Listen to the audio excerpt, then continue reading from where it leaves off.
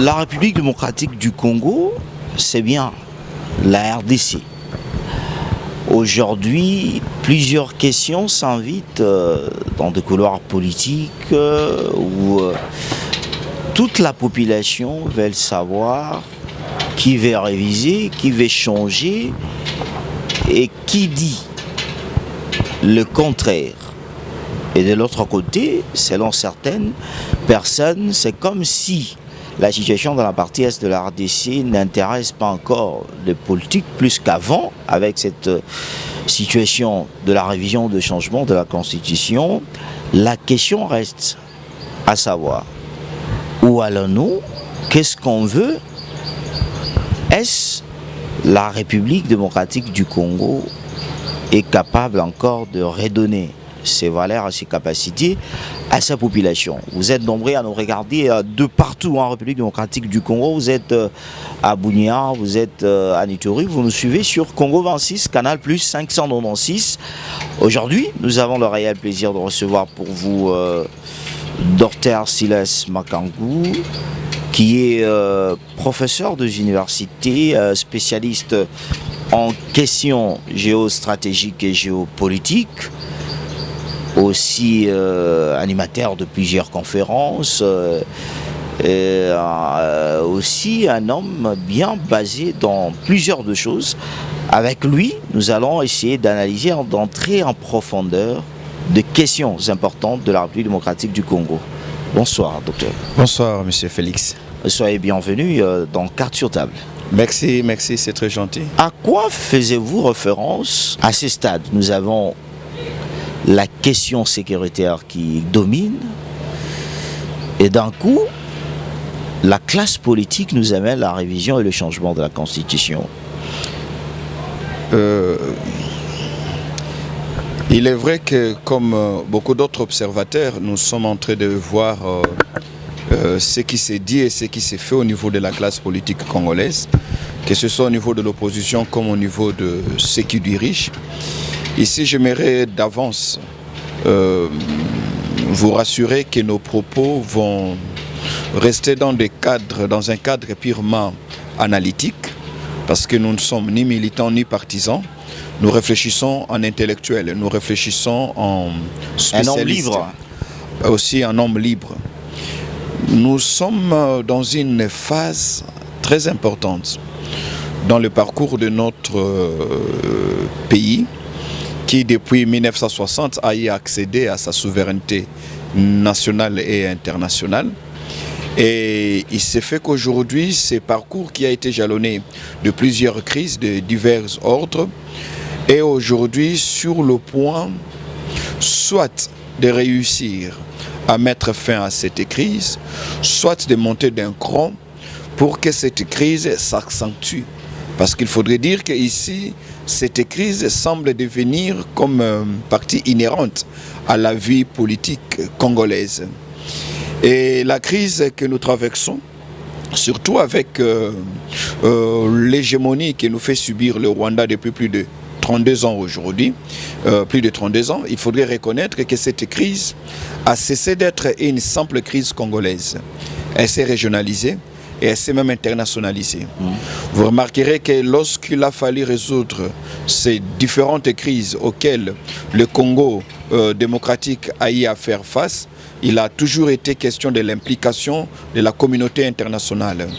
Pour dénouer le conflit entre Lumumba et Kasavubu, mettre fin à la sécession katangaise, le départ du maréchal Mobutu, la conférence nationale souveraine, les dialogues intercongolais à Sun City.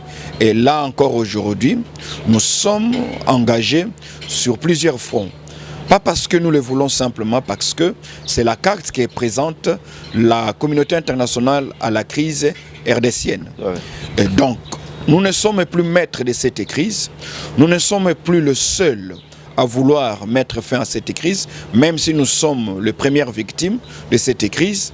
Il faudrait ici reconnaître, monsieur le journaliste, que l'internationalisation, pour ne pas exagérer, la régionalisation de cette crise a fait à ce qu'il y ait plusieurs acteurs. Et la plupart de ces acteurs, que ce soit à Washington, que ce soit au niveau de l'Union africaine, que ce soit au niveau des autres États partenaires, tous nous conseillent, nous exhortent à emprunter la voie des négociations, la voie de la résolution pacifique du conflit. Pour 3 raisons.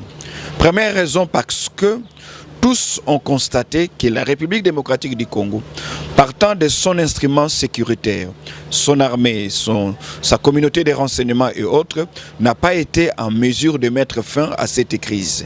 Et ici, il faudrait rappeler que nous avons même battu les records en termes de groupes armés du point de vue mondial. Nous avons plus de 260 groupes armés qui sévissent sur le sol congolais. Parmi les 260 groupes armés, nous avons plus de 14 groupes armés qui font allégeance, bien sûr, à certains pays voisins. Nous avons des groupes d'autodéfense, nous avons des petits groupes, certes, donc bref, nous avons ces 260 groupes armés qui prouvent à suffisance que l'État congolais a du mal, éprouve de la difficulté quant à imposer sa souveraineté et son autorité sur toute l'intégrité territoriale. Deuxième raison qui pousse la communauté internationale à nous orienter vers une résolution pacifique, c'est aussi pour éviter une quelconque escalade. Nous partageons nos frontières avec 9 pays voisins, ce qui suppose, si jamais il y a embrasement dans la République démocratique du Congo, il est tout à fait normal que des Congolais s'érigent en réfugiés auprès de ces États. Et cela peut amener tout ce que ça peut amener. N'oubliez pas que la crise actuelle avec le Rwanda a été une exportation d'un conflit inter-rwandais. C'est-à-dire le Tutsi et le Hutu après la mort du président Juvenal Habyarimana. C'est quand les Hutus vont se réfugier ici que les pouvoirs du FPR, pendant les prétextes de les poursuivre et les repousser loin de leurs frontières pour éviter toute menace qui guettait à leurs frontières, nous allons avoir ce que nous avons aujourd'hui. Uvira est tombé et 7 mois c'est Kinshasa qui tombe et le maréchal Mobutu prendra fuite vers le Maroc. Ça c'est la deuxième raison. La troisième raison, c'est aussi l'incapacité, je ne dirais pas la difficulté mais plutôt l'incapacité de la classe politique congolaise à pouvoir hiérarchiser ces problèmes, à pouvoir établir l'ordre hiérarchique quant à savoir qu'est-ce qui est prioritaire, qu'est-ce qui est nécessaire, qu'est-ce qui est important et qu'est-ce qui est aléatoire. Donc la communauté internationale, voyant cela, estime que c'est de son devoir, cette nébuleuse communauté internationale, estime que c'est de son devoir à venir en aide à un État aux dimensions continentales avec une population florissante mais qui éprouve d'énormes difficultés à finir cette crise qui ne gangrène pas seulement son territoire national mais qui a aussi des répercussions sur le plan régional. Vous parlez de la communauté internationale, vous avez évoqué les 3 points, mais la question reste de se poser malgré que cette communauté internationale devrait intervenir dans des dossiers congolais, entre autres pour que nous puissions maintenir la paix, mais on parlerait de la sincérité, de la non-sincérité de cette communauté internationale de foi qui joue à double jeu. Vous avez même entendu, j'ai évoqué l'adjectif nébuleuse. Okay? J'ai dit cette nébuleuse, cette communauté internationale qui reste ici, dans ce contexte, un groupe de 3-4 États qui ne visent pas le bien-être du Congo, mais d'abord la protection de leurs intérêts, parce qu'ils supposent qu'il y a une partie de leurs intérêts qui gravite autour de l'existence du Congo. Alors, cette communauté internationale ne vient pas aider le Congo parce qu'ils sont généreux, parce que ces États sont généreux. De beaux discours non, de Nations Unies. Moi encore à cause de nos beaux yeux. Ils ne viennent parce que nous ne sommes pas capables par nous-mêmes à trouver les solutions à nos propres problèmes. Le jour où le Congo sera capable de mettre en place une ingénierie intellectuelle avec une lecture lucide sur la géopolitique du Congo et même de la région, je pense que la communauté internationale sera même étonnée de voir le Congo résoudre certaines crises avant même leur apparition. Mais aussi longtemps que nous continuerons à patauger dans ces guéguerres, à continuer à opérer dans cette dialectique du pro et de l'anti, eh bien, la communauté internationale, comme un babysitter, voudra s'ériger en mère qui va venir nous changer des couches, qui va nous donner des biberons et qui va même nous imposer son schéma à lui. Et la plupart des cas, ce schéma ne résout pas les problèmes. Voyez-vous, ne résout pas les problèmes parce que ces schémas consistent d'abord à assurer à cette communauté internationale un quelconque contrôle. Et ici, quand on parle de la communauté internationale... Parce qu'on a toujours dit, la main qui est toujours tendue, c'est elle qu'on... La main qui donne domine celle qui tend pour demander. Mais c'est aussi cela, mon cher ami Félix. Voyez-vous, les relations internationales sont amorales. Les États n'ont pas d'âme. Manque des intérêts. Ils n'ont que d'intérêt, il n'y a pas d'amitié. C'est maintenant l'élite politique congolaise de comprendre cette dimension des choses. Pour arrêter de croire que Trump serait le libérateur, Macron serait notre avocat, Poutine serait notre gardien, Xi Jinping serait notre allié, non. Mais c'est ce qui coule dans les têtes de plusieurs Congolais. Hein. Non, pas seulement dans les têtes de plusieurs Congolais, essentiellement dans les têtes de ceux-là qui constituent notre personnel politique congolais. Donc, il faudrait bannir ces paradigmes. Ce sont ces paradigmes qui ont fait à ce que 66 ans d'indépendance, nous continuons à patauger dans une précarité indescriptible. Parce que l'élite politique congolaise, depuis notre accession à l'indépendance, n'a jamais réussi à s'approprier le destin de ce pays. Nous continuons à baigner dans ce que j'appelle la géopolitique de l'intendance. Nous gérons le Congo pour les autres, pas pour nous-mêmes. Pour le Congolais. Nous gérons le Congo pour faire plaisir aux États-Unis d'Amérique, à la France, à la Belgique, mais pas et non pas pour faire plaisir au peuple congolais. Cette difficulté dans notre perception du pouvoir politique donne de l'avantage, non pas seulement à ces grandes puissances, mais aussi aux États proxy qu'ils ont placés pour pouvoir exercer leur contrôle sur nous. Et nous ne pouvons pas mettre fin à ces contrôles à moins que nous puissions nous débarrasser, nous puissions divorcer de ces paradigmes pour adopter de nouveaux paradigmes qui nous conduiront à leur tour à de nouveaux narratifs. Parce que vous parlez de l'homme politique congolais qui de fois n'arrive pas à mettre au sérieux ce que vaudrait l'intérêt du Congo. Mais une question se pose. Dans tout ça, vous avez relaté, nous avons un problème sérieux de l'élite politique qui aujourd'hui arrive un peu à ne plus reconnaître la volonté des Congolais, mais reconnaître la volonté des États qui imposent certaines solutions sur eux. Mais la question reste de savoir, que faire pour que l'homme, cet homme politique, puisse revenir au beau sens, c'est-à-dire travailler pour son peuple, ne plus encore dépendre de l'extérieur. Parce que c'est le même discours chaque moment, surtout en Afrique, où beaucoup de dirigeants répondent qu'à l'extérieur, même si dans leur pays, ils arriveront à reconnaître que le même tue aussi sur notre sol. Je crois que le problème est fondamentalement dû à la perception que nous avons de la politique, du pouvoir, du leadership et même du progrès ou de la prospérité. Nous avons des approches vraiment erronées. La politique pour nous n'est pas perçue comme un service, comme un apostolat. Chez nous, c'est considéré comme, voilà, un gagne-pain, comme le business. Comme un gagne-pain, comme un business. Ah oui. Ce qui signifie 75% de ceux qui vont faire la politique le vont à la recherche de la survie. C'est comme quand on va dans des nominations, surtout quand on nomme quelqu'un, Vous voyez comment on fait. Bissau. Et comme il tourne à Bissau, on va fêter. Même au sein de l'armée, on nomme un général, il devient chef d'état-major d'un pays en guerre, mais vous voyez que le général va quand même organiser une fête. C'est pour se dire que nos approches, notre perception du pouvoir est mal, n'est pas bonne, n'est pas alignée avec la réalité, moins encore avec la vérité. Ça, c'est déjà fondamental. Nous percevons très mal la politique. Mais maintenant, c'est quoi les pouvoirs? C'est vrai que chaque acteur politique se bat pour accéder au pouvoir et les conserver le plus longtemps possible. Mais la question, c'est comme les Anglais disent, and so what? Et après avoir eu les pouvoirs, qu'est-ce qu'on en fait? Qu'est-ce qu'on en fait? Le pouvoir ne devait plus être perçu c'est une très bonne comme question, étant... En effet, le pouvoir ne doit plus être perçu, cher Félix, comme étant un but en soi.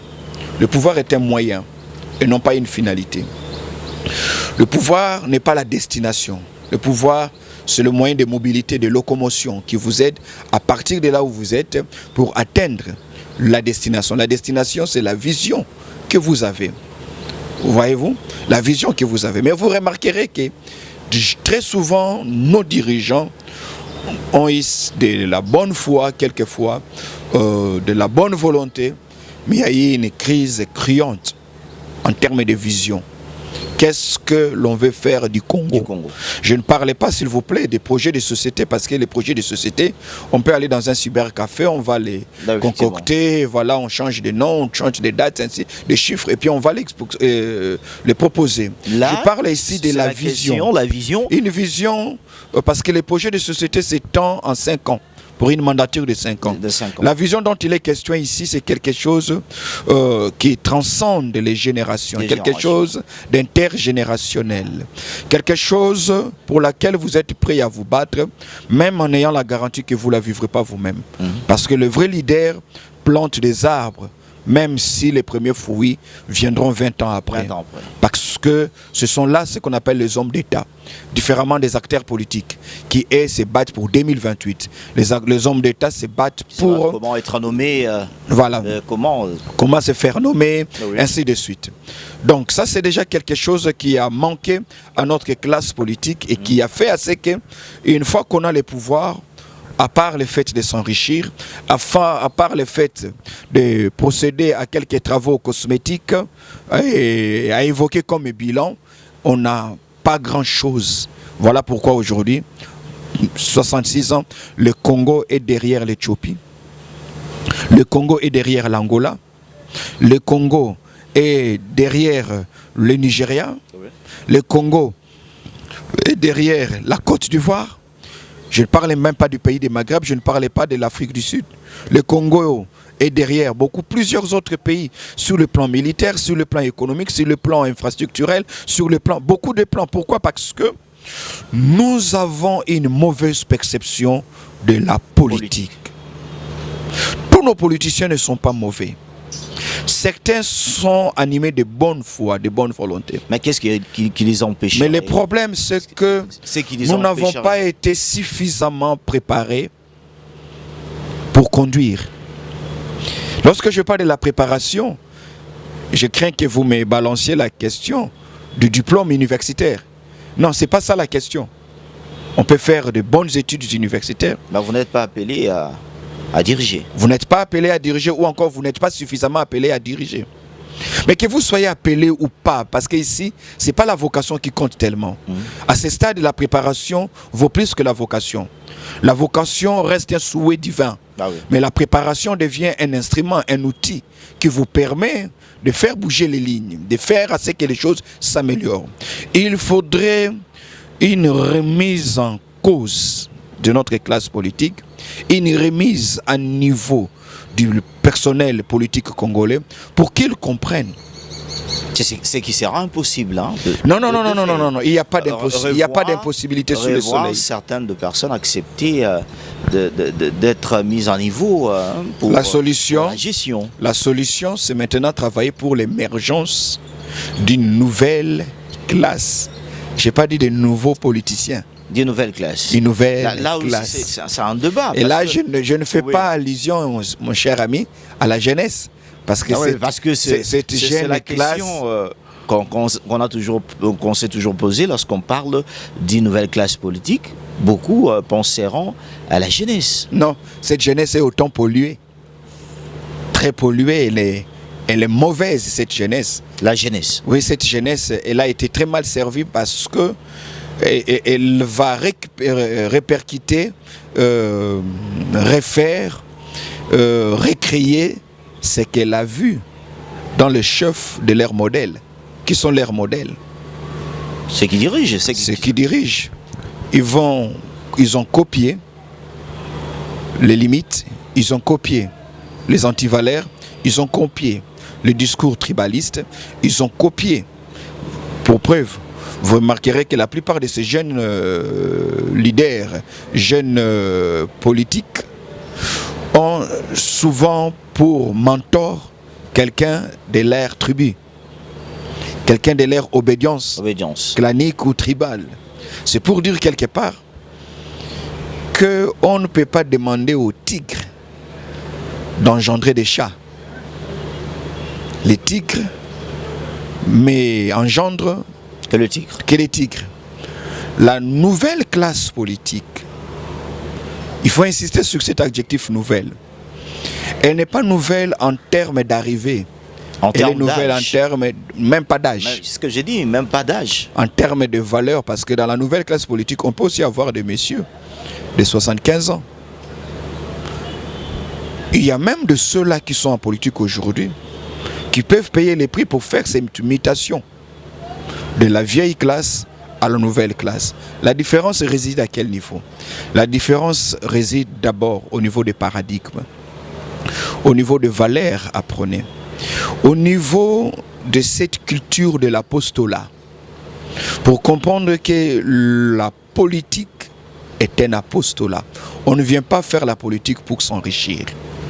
Et pour que cela réussisse, il faudrait que nous fassions de tout notre mieux pour que la politique ne soit plus le seul domaine générateur de gains et de bénéfices.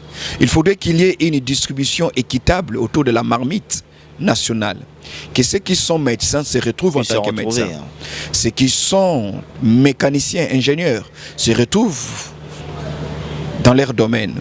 Ceux qui sont professeurs d'université restent dans les laboratoires, restent dans les auditoires et qui se retrouvent au travers de leurs publications, au travers de leurs cours, voyez-vous, de leurs réflexions. Que ceux qui sont dans la magistrature, dans l'avocature, puissent aussi se retrouver. Mais aussi longtemps que tout le village sera dans les ténèbres et que celle, la case qu'on appelle politique, sera éclairée, évidemment, tous vont accourir vers cette case. C'est ce qui se passe aujourd'hui. C'est ce qui se passe aujourd'hui. On voit que tout le monde, le seul travail, le seul métier où on peut amener notre intelligence et des ambitions, ce n'est que la politique. C'est pour cela, vous voyez que les autres domaines, les gens fuient même. Mais qui veulent changer ça? Ce sont eux-mêmes les politiques. Parce que si partout il y a les ténèbres et qu'il n'y a qu'une seule lampe, ce sont les insectes, les lézards, les individus, les humains. Tous vont courir, attirés par cette lumière. Or, la politique ne doit pas être exercée par n'importe qui. La politique doit être exercée par l'aristocratie. Ici, l'aristocratie, partant de sa véritable définition, telle que la Grèce antique la définissait, c'est cette classe constituée de meilleurs. Issus de bonnes familles. Bonne famille ne signifie pas famille riche. Bonne famille parce qu'une famille qui a inculqué des valeurs à leurs enfants. Il faudrait que nous soyons dirigés par les meilleurs d'entre nous. C'est ce qui se passe dans tous les pays sérieux. Mais au Congo, c'est le contraire. La médiocrité devrait être non admise dans l'arène politique. Il n'est pas question ici de brandir un diplôme. Parce que nous ne serons jamais meilleurs en tant que nation si notre classe politique Du reste, il faut comprendre ici que je ne fais pas un procès à la classe politique. Si notre classe politique n'est pas meilleure, notre plus grande richesse n'est pas ce que nous régorgeons comme ressources. C'est la lucidité, la clairvoyance, la qualité de la classe qui dirige. C'est elle qui décide ce que nous serons dans 10 ans. Parce que Dieu donne le fleuve, les rivières, la nappe phréatique, mais c'est la classe politique qui nous donne de l'eau dans les robinets. Ah oui. Dieu nous donne les rivières, les chutes d'eau, le vent, le soleil. Mais c'est la classe politique qui fait à ce que nous ayons de l'électricité chez nous. Dieu nous donne de l'espace, 2 345 410 km². Mais c'est la classe politique qui nous permet de quitter Mwanda vers Beni, Kisangani, et ainsi de suite. Donc, un État n'a pas d'abord des ressources. Sa véritable ressource, c'est sa classe politique. Parce que ce sont eux les ingénieurs du futur. C'est eux qui font la conception de cette maquette, de ce que le Congo de 2060 doit être. En 2060, nous allons totaliser 100 ans de notre indépendance. Et en 2085, nous allons totaliser 200 ans. Depuis notre existence, depuis la conférence de Berlin. Qu'est-ce qui nous rassure qu'en 2060, nous serons plus forts que l'Éthiopie? C'est ça la vraie question. Qu'est-ce qui nous rassure que nous aurons une armée plus aguerrie que l'armée sud-africaine? Qu'est-ce qui nous rassure que les ingénieurs congolais ne vont pas être sous-employés parce que la Chine, les Indiens ont envoyé des pseudo-ingénieurs qui en réalité ne le sont pas, juste pour arracher au Congo cette main-d'œuvre? Qu'est-ce qui nous rassure qu'en 2060, que nous aurons une armée républicaine et que la Tanzanie, l'Ouganda, l'Angola, la République centrafricaine, le Congo-Brazzaville ne vont pas chercher chacun à son tour de faire ce que le Rwanda nous a fait? Donc, lorsqu'on est dirigeant... Alors comment vous jugez, docteur Sules, comment vous dirigez? Vous vous êtes posé maintes questions. Est-ce que ça assure le politique congolais? Avec tout ce que vous êtes en train de dire, vous avez évoqué la question de l'homme. Est-ce que ça assure, que ce soit à l'opposition, c'est-à-dire parlons de l'homme politique en général, ça assure aujourd'hui? Ben écoutez, si vous posez la question à tout analyste sérieux et qui veut rester objectif, il vous dira que le Congo a d'abord un problème d'homme. C'est-à-dire quoi? Nous sommes un pays démographiquement riche avec une population très jeune, ce qui constitue un atout. Parce que près de 3/4 des Congolais, dit-on, à moins de 27 ans. Ça, c'est un atout. Ok? Alors, l'homme congolais n'a pas été suffisamment pensé. À diriger? Non. À aider le Congo à résoudre le problème. Comment ça? Nous avons la chance d'être Congolais. Mais le Congo n'a pas la chance d'avoir des dignes fils suffisamment formés pour le servir. Pour les servir, pour les développer, pour les défendre et même exporter sa gloire et sa dignité. Mais alors, qu'est-ce qu'on va faire si on n'a pas ces dignes fils? C'est aussi le but de cette émission. Nous sommes en train de nous réveiller. Mais maintenant, il faudrait le faire de manière formelle. Parce que notre déstructuration, notre destruction n'est pas le fruit du hasard. C'est le résultat d'un processus C'est-à-dire le mal est systémique, et systématique et même systémique. La réparation doit aussi être intelligente et non ponctuelle. La réparation ne doit pas se faire simplement au travers des discours, au travers des événements, des marches. Mais il faudra aussi mettre en place un système qui fait que la population congolaise soit humaine. Et pour cela, il faudrait partir d'abord d'un préalable. Ce véhicule ou même ce micro, l'usine qui l'a fabriqué en millions d'exemplaires. La reproduction est la chose la plus facile. Mais c'est la conception du modèle qui est difficile. Nous devons définir à quoi doit ressembler le Congolais idéal. Sur le plan spirituel, sur le plan culturel, sur le plan intellectuel, sur le plan physique, sur le plan mental. À quoi doit ressembler le Congolais? Comment donner à ces Congolais ces différentes composantes? Les composantes spirituelles, intellectuelles, ainsi de suite. Quelles sont les structures que nous pouvons mettre en place pour y arriver? Quels sont les acteurs qui devraient travailler en synergie pour nous produire ce Congolais idéal à l'horizon 2045 ou 2050, de manière à ce qu'en 2060, nous puissions dire, voilà les types de Congolais dont nous avons besoin. Et pour ça, il faut l'implication de l'école, c'est-à-dire les systèmes ou les programmes scolaires. Parce que notre programme scolaire, mon cher ami Félix, est aussi en inadéquation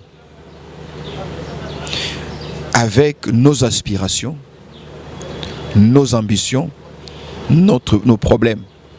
Jusqu'à présent, nous ne formons pas de gens qui soient à même de résoudre par eux-mêmes leurs problèmes. Une question simple à poser. De quoi est capable un diplômé d'État congolais? Un diplômé d'État congolais, de quoi est-il capable? Quels sont les problèmes qu'il peut résoudre? Quelle est l'entreprise qui peut l'engager? Et il va l'engager pour quel poste? Impossible. Vous allez au niveau de l'université. Le marché de l'emploi n'a cessé d'envoyer à l'université des messages. Parce que quand le marché d'emploi, l'employeur demande à ce que les candidats qui veulent souscrire aient une expérience de moins 5 ans. En d'autres termes, c'est déjà une exclusion de ceux qui sortent de l'université parce qu'ils n'ont pas 5 ans d'expérience. Mais comment combler cette vide-là? Il faudrait rendre pragmatique le cursus académique. C'est-à-dire que l'étudiant qui termine ses 5 ans à l'université soit capable de travailler dans le domaine de sa filière. Il faudrait impliquer les églises. Certes, nous sommes un État laïque, mais sociologiquement, nous sommes un État chrétien. Le Congolais ne jure qu'au nom de Dieu. Ah oui. Malgré cet obscurantisme religieux que je déplore, parce que je crois quelque part que il y a aussi cet obscurantisme-là. Comment ça? Ce qui fait que les Congolais attendent que Dieu fasse ce que lui devait faire. Et une très mauvaise perception parce que nous, hommes d'église, n'avons pas bien enseigné aux Congolais. Ce qui fait que la pluralité, la multiplicité des églises n'a pas aidé le Congo à avancer comme il se doit. Le Congolais est chômeur parce que le Congolais croit plus au miracle qu'au travail. Voyez-vous, on reviendra peut-être plus tard sur l'obscurantisme religieux. Il faudrait impliquer les églises. Parce que les Congolais croient au pasteur. Ils croient en son prêtre. Ils croient en son prophète. Mais la question que l'État devait se poser, sans s'interférer dans ce qui est enseigné, parce que la Constitution de 18 février 2016 consacre la liberté des religions. Sans s'interférer dans ce qui est prêché, un État sérieux se posera la question, qu'est-ce qu'on prêche? Effectivement. C'est la bonne question. Hein? La bonne question s'est posée parce que beaucoup se posent des questions. Vous avez parlé ici qu'il y a certaines de religions qui ont mal à enseigner à leurs fidèles que tout on devrait attendre que ça puisse venir du ciel, c'est-à-dire de l'Éternel. Vous avez des discours tels que Nzamba Kosala. Oui, oui. C'est comme ça que vous êtes dans un pays où, quand ça chauffe à l'Est, tout le monde prend l'initiative de prier. De prier. Au stade. D'organiser ou à l'esplanade du Pan. C'est aberrant. C'est aberrant. Pendant ce temps, Israël, puisque nous parlons du Dieu d'Israël, est attaqué. Hein? Et vous avez vu comment il se débat. On ne voit pas des campagnes de prière. Non, ils peuvent prier au mur de lamentation, mais écoutez, les Tsahal, l'armée de l'État d'Israël, c'est la meilleure de toute la région.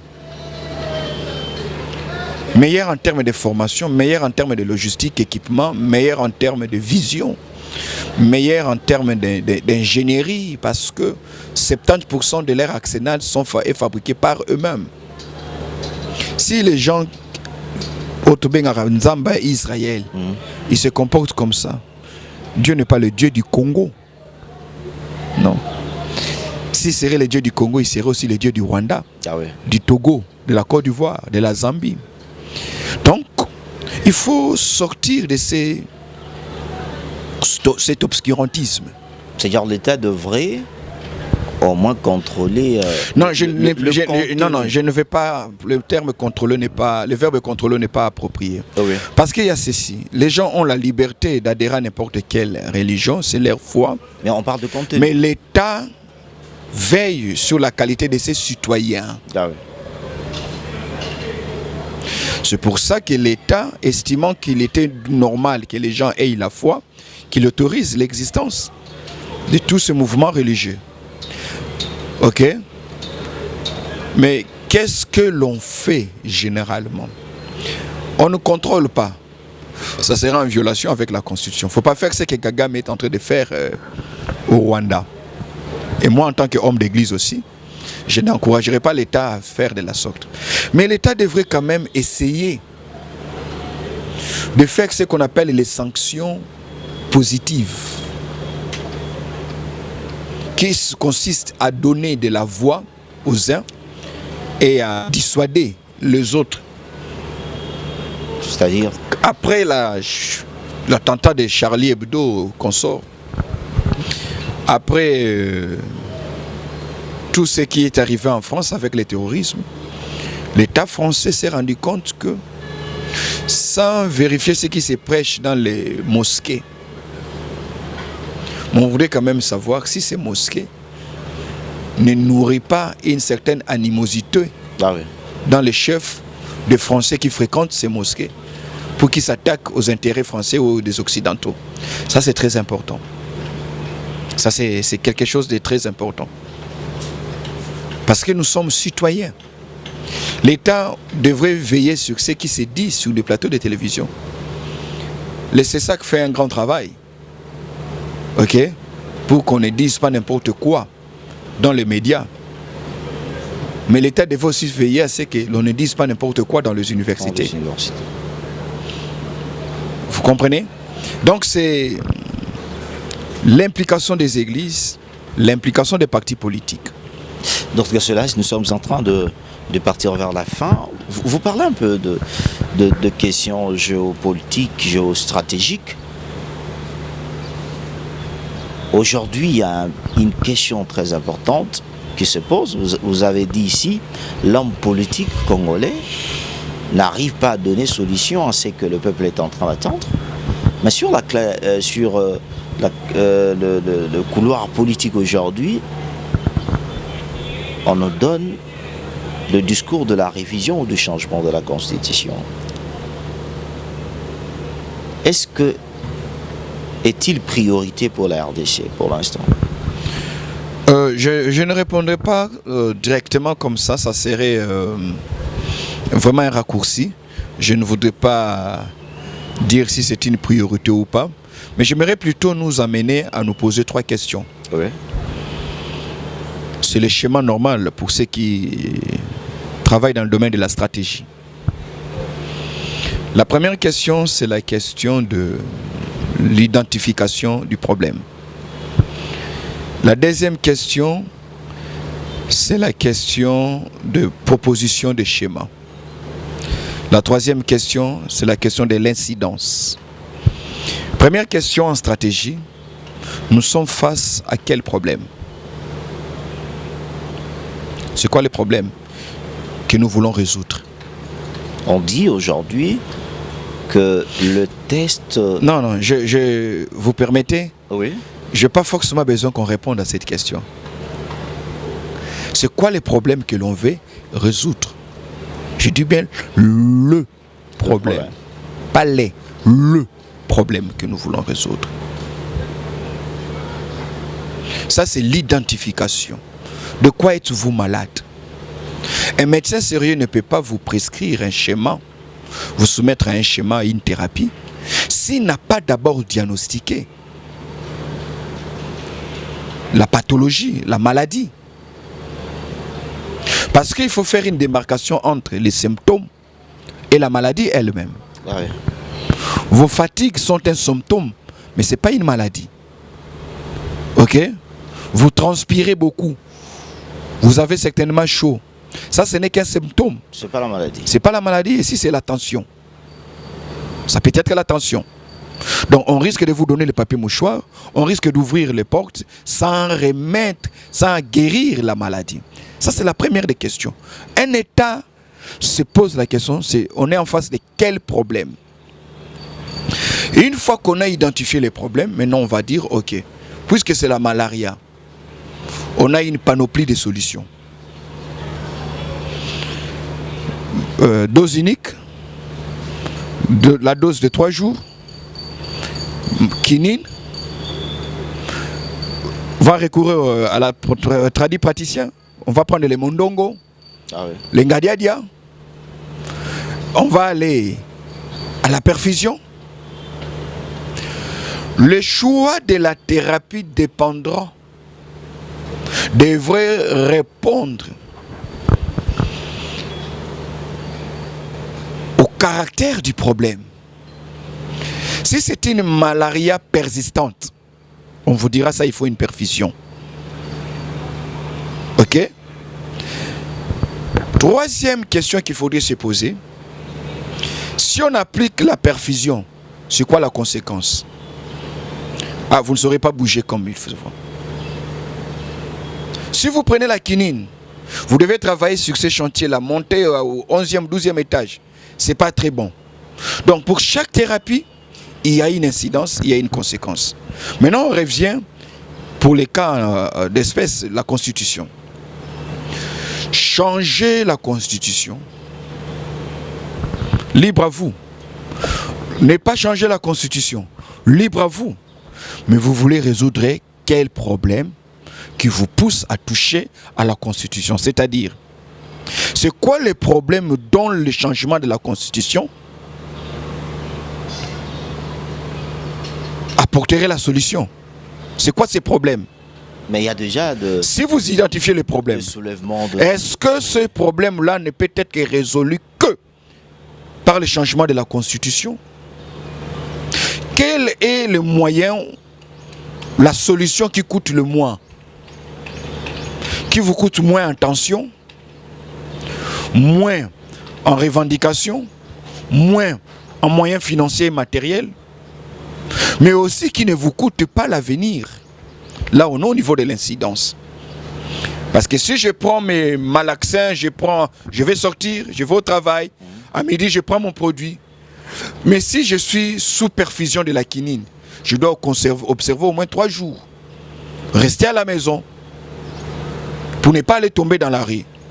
C'est la même question qu'on devrait se poser. Est-ce que vous pensez que ceux qui sont au pouvoir ou ceux qui veulent la révision ou le changement n'ont pas encore identifié le vrai problème? Non, je ne dis pas qu'ils n'ont pas identifié. Moi, je suis ici en stratège. Oui, oui. Je m'érige en conseiller gratuit. Gratuit. Ok? Personne ne me paye. Mais au moins, je vous interpelle. C'est quoi les problèmes que nous voulons résoudre? La sécurité? Non. Cette sécurité n'a pas besoin. L'actuelle constitution a beaucoup de failles. Beaucoup alors, beaucoup. Que je ne saurais évoquer ici. Ok? Je suis même en train de préfacer, de faire la lecture d'un livre qu'un bon juriste a écrit sur le changement de la Constitution. On échange avec lui. Mais la question que je lui ai toujours dit, il faut répondre. C'est quoi le problème? Si c'est la guerre à l'Est, ce n'est pas la Constitution. Ah oui. Elle a commencé avant cette Constitution. Elle risque de continuer même quand on changerait la Constitution.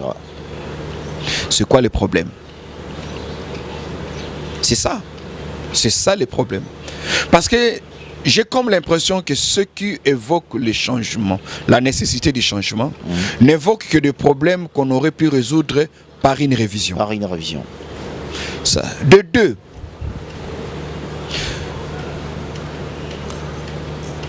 la vie même au sein d'une famille, elle est globale. Elle ne peut pas être sectarisée. Vous voulez aller vous présenter auprès de votre belle famille.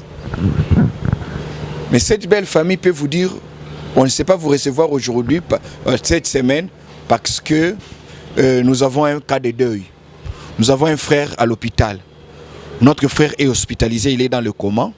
On ne voit pas comment vous recevoir la belle famille ici avec de la musique. Or, on ne veut pas aussi vous recevoir dans une attitude de deuil. Okay. Donc, laissez-nous le temps d'observer le rétablissement de notre frère et nous allons vous recevoir. C'est ce qu'on appelle le contexte temporel. Est-ce qu'aujourd'hui, avec tout ce qu'il y a, on pense que c'est prudent de procéder au changement de la Constitution? On pense que c'est prudent de toucher à toutes ces dispositions matricielles de la Constitution.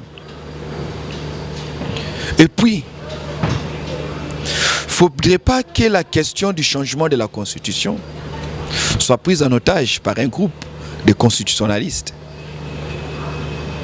Le changement de la Constitution nécessite l'intervention, l'apport, la contribution de l'intelligentsia nationale dans son entièreté. Là, vous parlez comme scientifique, mais les politiques ne vont pas vous écouter. Je ne devrais pas parler les langages des politiques, mais je préfère parler en tant que scientifique. Parce que la survie n'est pas dans ce que les politiques veulent faire. C'est dans ce qui doit être. Et la science, justement, prêche sur ce qui doit être. Le politique peut renier même sa propre existence pour un intérêt sordide. La science prêche les valeurs. La sécurité, la paix, la cohésion nationale, telle qu'elle est affectée aujourd'hui, et même infectée, devrait nous empêcher de nous lancer dans ces débats-là. Parce que nous ne sommes pas encore là. Mais il y a déjà des déchirures. Il y a des fissures. Mais il y a certains qui pensent qu'il n'y a pas un temps qu'on devrait aborder. Chaque moment, à tout moment. Mais si aujourd'hui on doit aller... Écoutez, je suis ni pour ni contre. Oui. Mais je me pose des questions. On va changer la Constitution. Elle est partie occupée par les rebelles. Ça devient quoi? La meilleure question à se poser. Ça devient quoi? Le leadership stratégique ne singularise rien s'il n'a pas d'abord jeté un regard holistique, global. Pourquoi? Parce qu'un État fonctionne dans ce qu'on appelle un écosystème. Oui. Ce qui se pièce à tel niveau aura des répercussions à tel autre niveau. Si aujourd'hui on procède au recensement, puisqu'on ne peut pas faire ces recensements, ces référendums, pardon, on procède au référendum, on ne peut pas organiser ces référendums dans les partis occupés par les M23 et beaucoup d'autres groupes armés, on les exclut. Ils deviennent quoi? Au moment où ils ont besoin de donner leur position. Non. Ils n'ont pas forcément besoin de donner leur position parce qu'ils donneront toujours une position contraire. Mais pour ne pas les pousser à cela, pour ne pas leur servir de baliseurs, ce qu'il faut faire, résoudre certains problèmes cruciaux. Parmi ces problèmes cruciaux, c'est la récupération des partis occupés par les groupes armés. C'est pas parce qu'on a organisé les élections de 2023 avec certaines parties où on n'a pas réussi à battre campagne qu'on doit banaliser. Parce que les partis occupés, ces différentes parties occupées par les rebelles aujourd'hui des M23, sont des territoires aussi vastes que certains États africains. Effectivement. Vous comprenez? Il y a une sorte de malédiction qui nous hante. Lumumba l'a appelé balkanisation. Nous avons chanté ces refrains pendant plusieurs années, balkanisation. D'aucuns parlent aujourd'hui de la soudanisation. Mais il faudrait se poser la question, si les actions que nous posons aujourd'hui vont être efficaces à long terme. Parce que l'État se conjugue toujours dans le long terme et non dans l'immédiateté. Pas dans la précipitation. Non, non, non. La précipitation est un péché pour un État. Un État ne fait rien. L'État n'improvise pas. Voilà pourquoi on a le ministère des Plans, pourquoi on a des cabinets qui doivent faire des projections. C'est aussi le travail des communautés de renseignement qui sont en réalité des services d'intelligence qui devaient faire des projections. Lorsqu'on dirige, lorsqu'on a la tête d'un département, d'une organisation, d'un ministère, il faut toujours prendre la solution qu'on veut apporter au problème, la placer dans un futur lointain pour se poser la question si elle sera bonne ou pas. Docteur Siles, nous sommes presque à la fin. Dans une minute avant de poser nos micros, quel conseil donneriez-vous à ceux qui dirigent, surtout le politique à l'instant, pour comment avoir une cohésion nationale solide? Que faire pour se faire aimer par le peuple? Se faire aimer par le peuple, c'est le politique. Ça c'est très difficile. Et la dernière, que devrait-il faire ces politiques pour qu'en long terme le Congo soit toujours meilleur? Il faudrait, mon cher ami, extirper quelque chose que vous avez dit là tantôt. Vous avez dit se faire aimer. Non, un dirigeant n'a pas besoin d'être aimé. Je ne vais pas paraphraser Machiavel dans le dilemme être aimé ou être craint. Parce que pour être aimé par le peuple, il faut faire ce que le peuple veut. Or, un bon leader ne fait pas ce que le peuple veut. Il fait ce dont le peuple a besoin. Le peuple, il voudrait assez qu'il vive dans l'anarchie. Mais l'ordre fera ce que le peuple vous déteste. C'est ici pour vous l'occasion en tant que leader d'aménager votre place dans l'histoire. En étant peut-être les dirigeants mal compris, mais exhumés des mains, célébrés et placés dans les panthéons comme étant un des meilleurs. Vouloir être aimé, vous tombez dans ces poisons du pouvoir qu'on appelle le populisme. Si le peuple aujourd'hui ne vous aime pas, demain ceux qui viendront après vous aimeront. Parce qu'ils vont comprendre que c'est grâce à vous que nous sommes ce que nous sommes devenus aujourd'hui. Ce qu'il faudrait faire aujourd'hui, c'est d'éviter les actions spontanées, d'éviter de la politique Yabuka Lelo, Lamba Lelo, Tolia Lelo. Non. Il faut de la prospective. Il faut penser demain. Qu'est-ce que nous voulons être, nous, en tant que Congo? Quel rôle nous voulons jouer dans la région des Grands Lacs, au niveau du continent africain, jusqu'où peut porter notre voix sur le plan, dans l'échiquier mondial. Quand on définira ces choses-là, on revient maintenant pour dire quels sont les moyens que nous avons pour atteindre ces rêves. Comment aménager des politiques. Vous remarquez que ça, c'est un projet national et non pas un projet politique. De manière à ce que même si demain,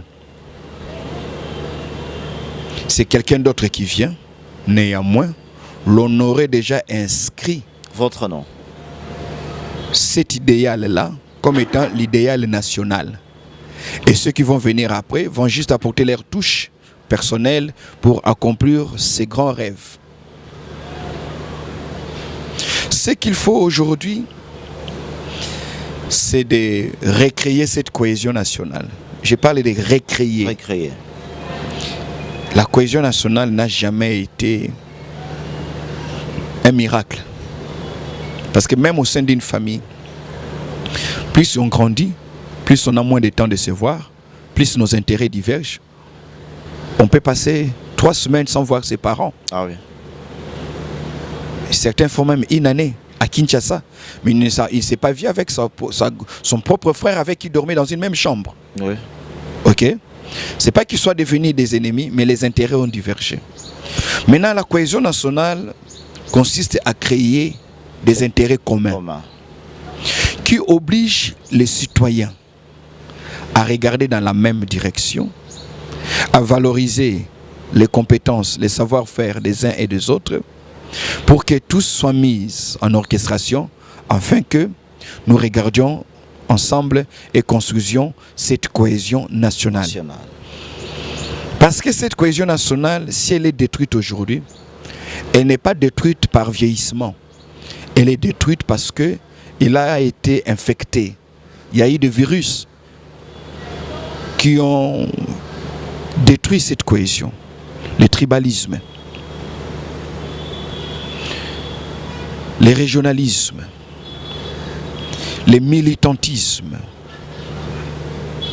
l'égocentrisme. Ces choses ont fait assez que certains, même aujourd'hui, nous allons jouer au foot. Nous avons un match ce soir. Il y a certains qui aimeraient que le Congo perde. Parce que s'il gagne, ça sera à l'honneur de quelqu'un d'autre. Non, c'est pas normal. Merci beaucoup. C'est pas normal. Merci beaucoup, docteur Silas. Les dirigeants passent. Oui. Le Congo reste. C'est par là qu'on achève cette émission. Merci beaucoup, docteur Silas Makangou. Je rappelle, vous êtes professeur des universités, spécialiste en questions liées à la géopolitique, à la géostratégie. Merci d'accepter notre invitation. Je vous en prie, ça a été un plaisir.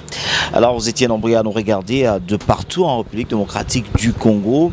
Vous allez suivre cette émission en rediffusion. C'est bien vendredi à 14h juste pour ceux qui sont à Kinshasa. Si vous êtes à Kindu, vous êtes à Kisangani, vous allez nous suivre à 15h juste sur Canal+, 526, Congo 26, la chaîne de l'unité nationale. Merci, au revoir.